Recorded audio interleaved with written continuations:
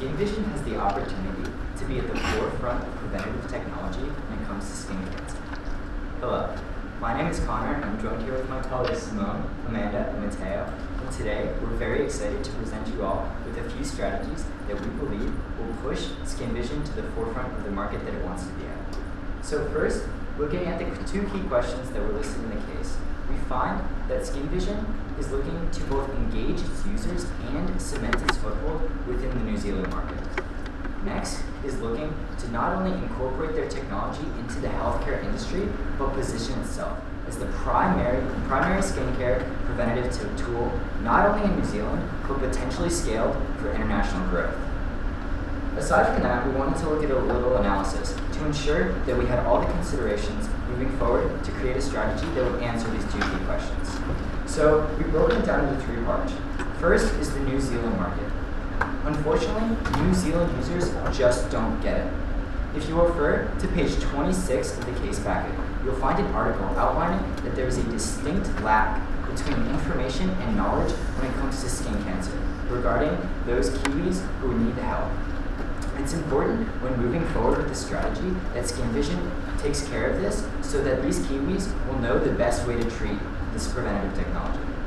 Next is looking at what Skin Vision has, which is a customer-focused technology that is able to detect not only melanoma, but non-melanoma skin cancer, something that no other application in the international market can accomplish.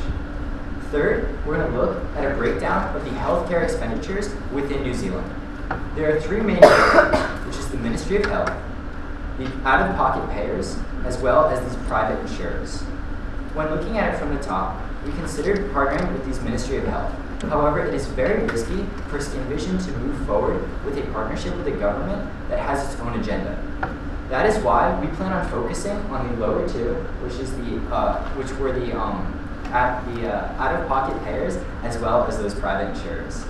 Keeping all of that analysis in mind, and keeping in mind those key questions, we've moved forward to develop three distinct strategies that will help Skin Vision accomplish its goals. First, we're going to provide an update to the application. The second is our Hidden Vision campaign. And the third is moving into private partnerships. This impact will not only accomplish all of the key questions, but reach that $100 million revenue goal that was explicitly mentioned in the case. Now I'm going to jump into the first part of the strategy, which is the application updates. As I mentioned before, New Zealanders just don't get it. So what Skin Vision needs to do is lay it out so that they do. Currently, this application is extremely easy to use. However, by offering a guide that outlines the most risk of places on one's body for skin cancer, they will encourage these Kiwis to take pictures there and then become involved with that application. By implementing this simple guide that just tells them what to look for and how to avoid it, they will improve their engagement on both sides. The impact of this is, as I mentioned, that they will have that engagement in the long term that will help them cement their foothold in the New Zealand market. Now I'm going to pass it off to Simone to talk about the Hidden Vision campaign. So Skin Vision needs a strong marketing campaign so they can initiate that patient-driven demand.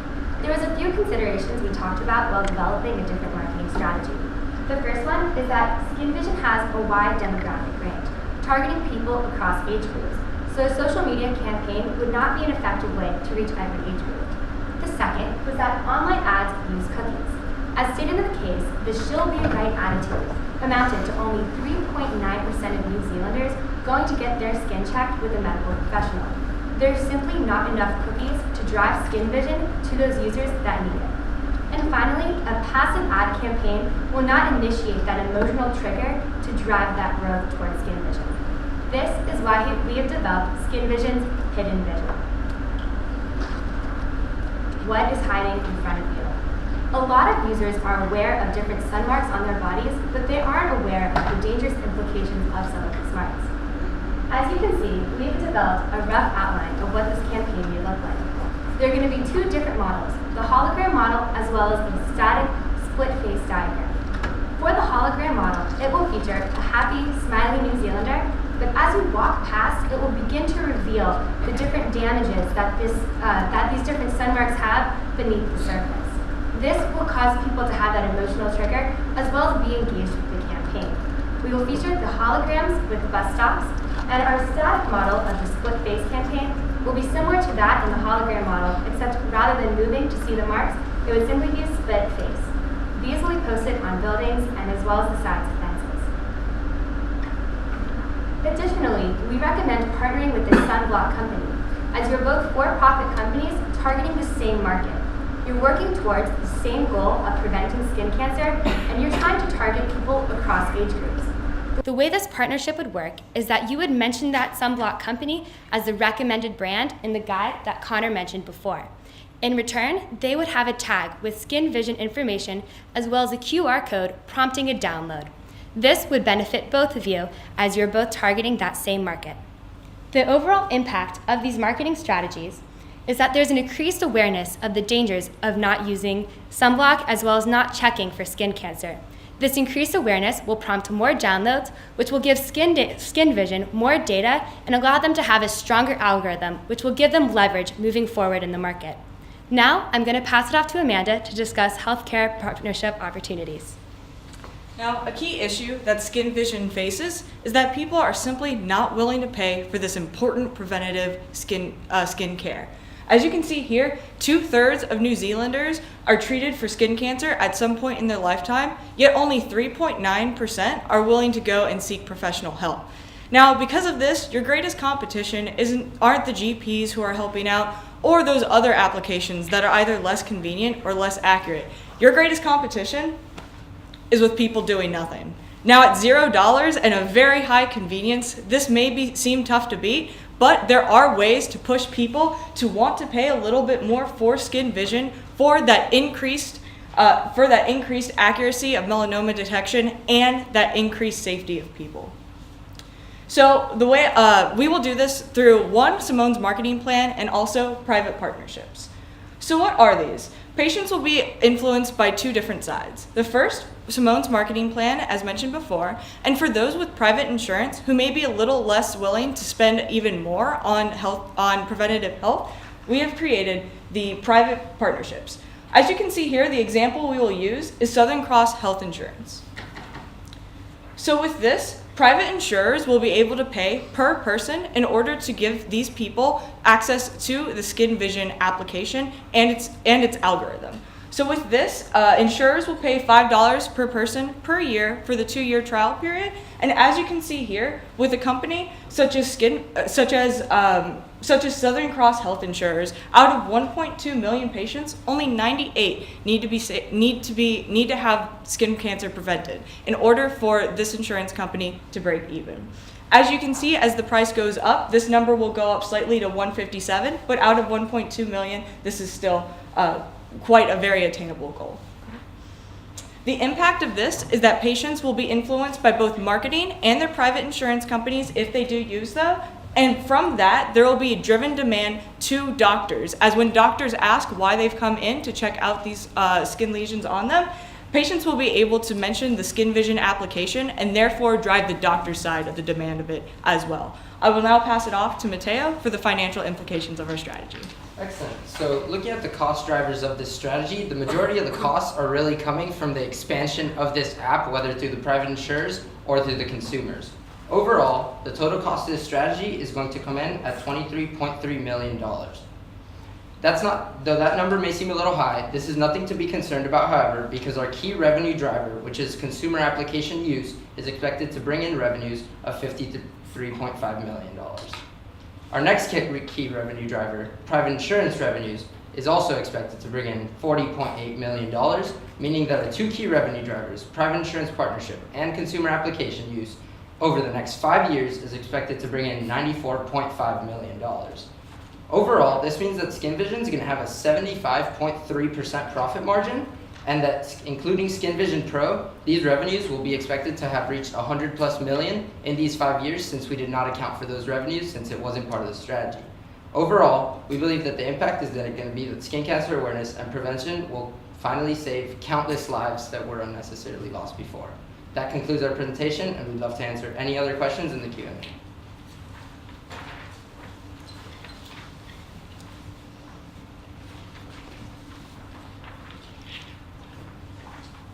Just great, thank you very much. That was a great presentation. With your marketing, how is that going? How are you going to get to the rural population which has a higher percentage of skin cancer? Yes, so we did want to focus our marketing in those more densely populated city areas as well as beach towns, because only 14% of New Zealand's population lives in these rural areas. However, we did want to target them in the same way by posting signs in towns near them. I really like your idea of the guide. How do you envision sending that out to users, or how do you expect people to become aware of this guide in the first place? So we were hoping that would bounce off of both the marketing and the private partnerships. This guide is simply going to be another tab on your application, and already you have to input data, how old you are, where you're from, a lot of that informational stuff, so that can help the already growing database to give them the most accurate information for where they need to check. Although someone in New Zealand might need to check a certain arm or leg, it might be different for somewhere around the world, so that's something that can be scaled larger. And again, through our marketing and our private partnerships, we're hoping this information will disseminate down to our users. Great, thanks. Did you consider, I think I'm right in saying the partnerships were considered with the private system, like Southern Healthcare? Yes. Did you consider any partnership with the bigger public system? Yes, so we did consider those as well. And if the private partnership were to not work out, because of course there always is that risk, that could be looked into. However, with government, it's very tricky as they do have their own agenda and it may take longer to pass through the ranks. So we decided with our strategy, especially with the timeline, to instead target these private companies at first and then hopefully move into these public if the opportunity arises as well. In addition to that, we wanted to target the private firms so that when we do offer skin vision in different countries, it could be scaled. There's a different public health system in different countries. I know that we did talk about targeting the United States. However, there's a lot of uncertainty around public funding for healthcare there right now. So by focusing on a model that really works with these private practices, it would be much easier to scale internationally. How did you work out your revenue for the Skin Vision Pro, when you didn't know, when we couldn't calculate the number of GP specialists? Yes, so for the Skin Vision Pro, the revenues that we're actually getting are from Skin Vision application and our partnerships with private companies, and the Skin Vision Pro revenues are not included in the revenue calculations. That's why I originally told you that our total revenues are going to come out at about 94 million over these 5 years, but that we're expected to actually be 100 million, simply that we did not calculate those because it was not a central part of our strategy. However, if you would like me to break down any of the other revenues. Okay. You wouldn't have been able to calculate it, you're right. One of the things we have to deal with as a company when it comes to advertising especially is being careful not to create fear and unnecessary, stress amongst people. Do you think that your advertising campaign fits within this? Can you explain a bit more? Yeah, so I think that the advertising campaign that we've talked about is engaging enough to initiate people's curiosity. When we recommend having the hologram show potential damage underneath the skin, it doesn't need to be startling photos of what these look like. It could be simply like circling a different dot and saying potential cancerous risk or this needs to be checked, so that it doesn't initiate that fear or maybe an unsettling feeling while looking at these advertisements. Additionally, the Ministry of Health is launching that new campaign to inform the public about these potential dangers. So that would also work together with our strategy to ensure that we would reach the maximum number of people. I love the marketing one. However, other sun creams have done that in the past. You don't think that'll be confusing for the public because they've seen it before? I don't believe it will be confusing because Skin Vision is an app that sets itself apart in what they're capable of doing and with their algorithm.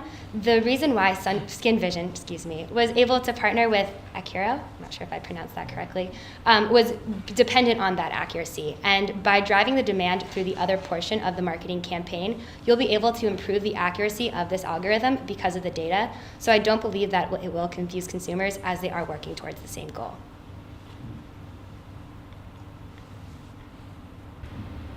You mentioned that you were avoiding partnerships with the government because you considered it risky. How do you correlate that with the health strategy that you had in the case about an increased importance on technology and that kind of thing. Okay. Sure. So, in terms of the private companies also being on board with the technologies, Yeah, well, just I'm sure you've read in the case that the health strategy for the next 10 years has been released, and there's a real focus on technology and new innovation. Yet you've said that it's too risky to partner with the ministry. So maybe you can explain what you mean by risky a bit more. Exactly. So with governments, it is very hard to tell, as there are so many more things going into this government as just skin cancer health. Unfortunately, they do have a lot to consider and a lot to look into. While with the private insurers, they are completely focused on delivering the health to their patients. Again, this is a route that we would love to take, or that you could definitely take in the future. But for right now, as far as risk is concerned, we want you to have the best chance of getting that partnership. And by avoiding any government loopholes or anything like that, you will be able to definitely have this with the private partnerships. And with the governments, as far as the government goes, if they do choose another route, it will not devastate our strategy, as there are so many more things going towards Skin Vision at this point. In addition to that, it's stated under the description of your partnership with Acura that they are really quick early adapters to technology. So they're already there, and they're already looking to adapt this new technology into their well-being platform, whereas the government is just now looking to roll it out. Just interested, and you didn't mention in your strategy, currently Skin Vision has a training course for nurses and health workers, which are great endorsers for something like that, but they weren't included to get this endorsement model in your strategy. Right. So the reason we didn't do that is because only 3.9% of New Zealanders actually end up in those locations where they would be able to disseminate the knowledge. We wanted to target the larger portion and potentially shift that towards increasing that 3.9% number, but since the other number was larger, we wanted to focus on that specific part of the population. I think the only thing, though, they can be great endorsers. If someone said, what about this, they could say, yes, it's good. So you could. Absolutely. So we're not actually ending that partnership in any way. It's just where the focus is being directed at this time. So for the sake of the strategy, we're not targeting them, but that is a continued partnership that we're having at this time.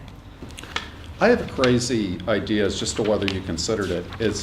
I think I saw in the start of the case, one of the advantages about New Zealand is companies like trying pilots here, because it's a smaller country. It's not as expensive. Pilot in the U.S., $300 million, a lot more expensive.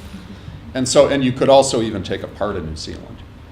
But the impressive thing is, even though New Zealand's a pilot country, you're making some substantial money. And I'm assuming if it works here, there's many bigger economies, in Netherlands and New Zealand, I think the first two, but bigger economies, and you've even alluded to that in your talk. Did you think about doing it for free?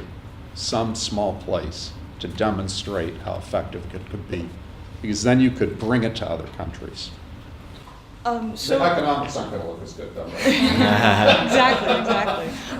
So with that, that is definitely a great point to bring up and something definitely to look into. I think a great point would be checking how well and how often it's used with the private insurers, because they're actually absorbing that cost for their patients. So if those patients are jumping on and using the application, and that data is easily studied and available, that is definitely something that can be incorporated with our strategy down the road.